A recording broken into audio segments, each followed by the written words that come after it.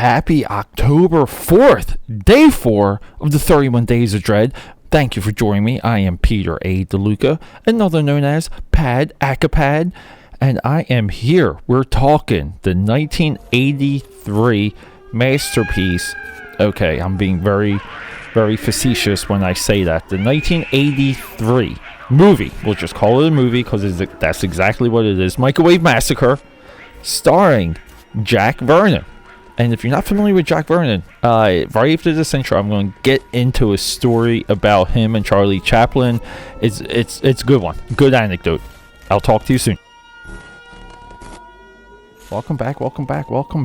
We are just marching on with this, and I completely love it. And look, the 31 Days of Dread, everyone, is such a grind. I am talking to you super early in the morning on Friday, October 4th. The sun, let me tell you right now, the sun in Philly, it just looking at my windows, because I have huge windows, because we live huge here at the AKAPAD Audio Audacity's podcast studio, if I can say that. The sun is just beaming. It's not looking like an autumn day. It's not looking like Halloween is coming. It's looking like summer, and it's feeling like summer out there. And I can't wait. Even though I'm wearing a sweater today, I'm going to see what's happening. I'm going to try and tough it out. But yeah, so Jackie Vernon.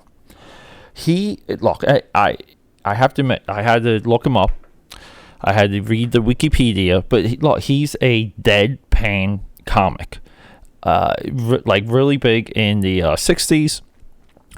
Came up through nothing. Like typical of just about all comics.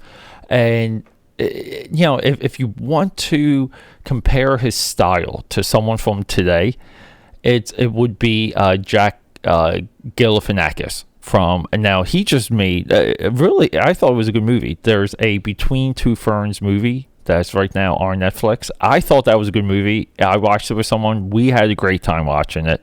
Between Two Ferns on Netflix is a must watch. But so Jack Galifianakis has like a like a dry delivery, and it's a lot of times it's like one-liners, and I would say like quips and questions. Jackie Vernon is who stars in 1983's masterpiece, being facetious again, Microwave Massacre. That's his style. So, I don't know. I might try it. Like after this, I might do some YouTube exploration and see if, what I can dig up about him, because I thought he was great in this movie. And this is it's a tough movie. It's a tough movie to watch, because the movie wants to be funny. It wants to be satire. It also wants to be horrific. And I don't know like how far on which scale to read this movie. I would probably have to watch this movie 5 to 6 times to maybe uncover some of the intent, and it would definitely transform how I saw this movie. Again, one big thing about this podcast is that we do long-form conversation. We do long-form approaches into movies. Now, that goes directly into tomorrow. I'm changing up the programming a little bit. With the pre-episode, I announced the first 10 episodes. My next 2 movies were going to be Terrifier and Night Watchman.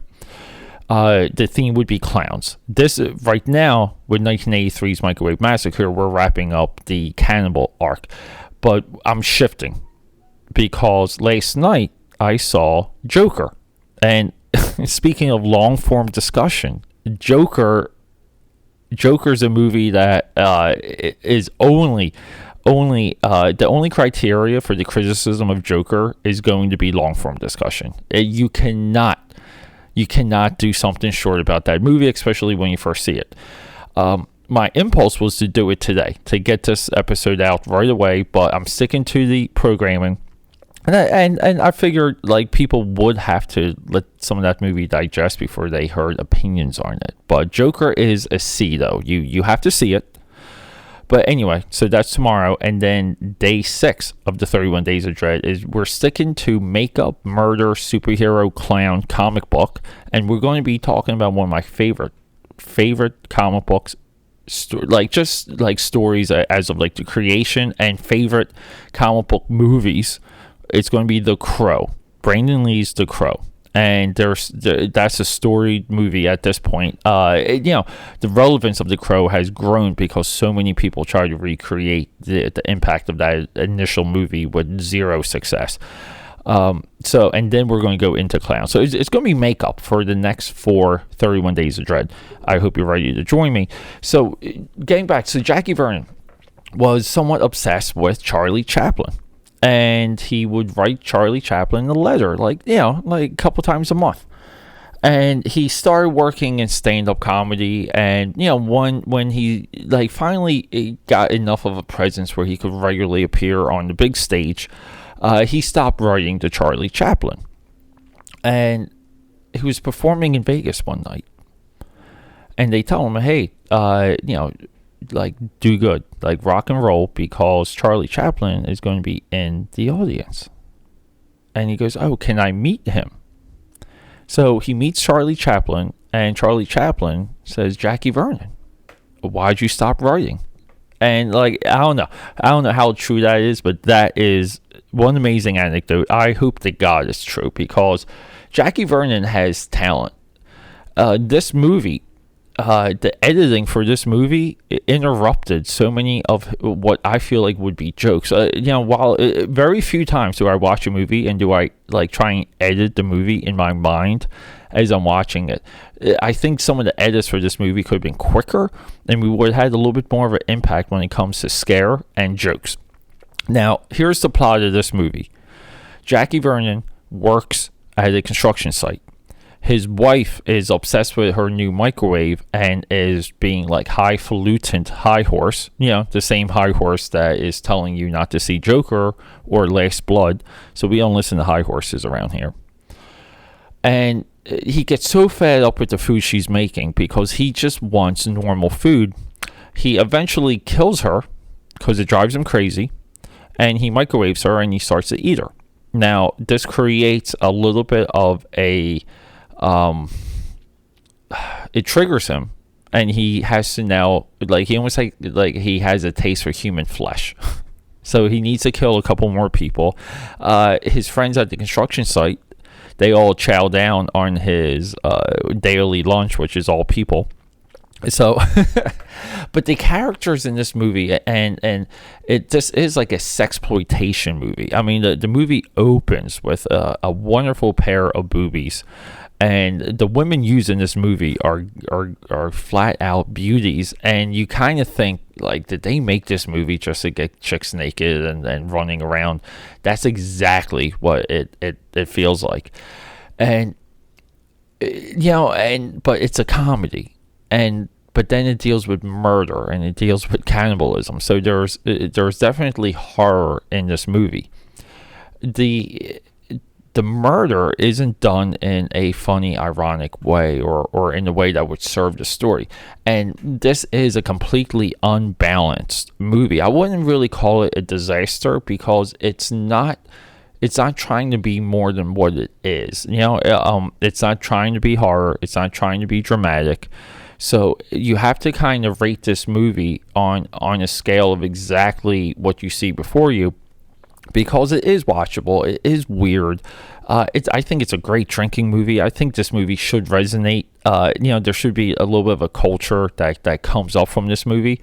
And the other thing I appreciated about this movie was the commentary it had on consumerism and how big and new the microwave was at one point. These are things we forget, everybody. And the microwave featured in this movie is the size of an oven, but the microwave was a big deal. It was a new idea about what you could do inside the kitchen. The idea is, going back to Parents, the day 3 of the 31 Days of Dread, the kid in that movie kept asking where the leftovers coming from. And he eventually found out the leftovers were just people. The microwave ushered in an era of leftovers, an era to prepare food. And even to this day, is very impactful in the kitchen. I don't think a gimmick or a piece of equipment has emerged for the kitchen since the microwave. How amazing is that? I mean, we've had improved blenders and toaster ovens and things of that nature, but but they were there before the improvements.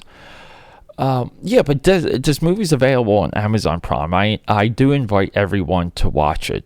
You just have to know what you're getting into, and you're getting into a largely unbalanced movie, a movie with little vision, and a movie that doesn't quite deliver on the comedy because the props and what we're using for the cadavers is just clearly and obviously fake.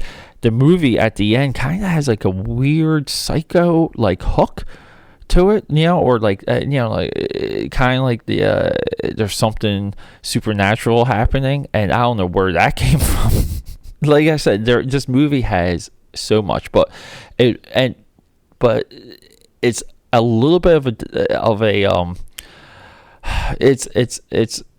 it's good to see Jackie Vernon like in action, a guy like him, like a career comedian still in the game at the point, like making movies, of course at the tail end of what would be his career, but it's good to even see what comedy was at one point, and what was attempted, and what was tried. Like this movie I feel like could be remade today as a period piece, because even the sets, it does feel like it's 1983. 1983 does resonate, but the sets alone are maybe like 3 or 4 sets. The construction site is not even close to being a construction site, and a lot of it is laughable. But then again, too, like that's the idea. But you shouldn't find like the sets laughable. You should actually find the content laughable. So look, everyone, for the 31 Days of Dread, do me a favor: hit Amazon Prime, watch Microwave Massacre, 1983, and report back. Find me on Twitter, AKAPAD13. Let's talk about this. But hey, I love you all.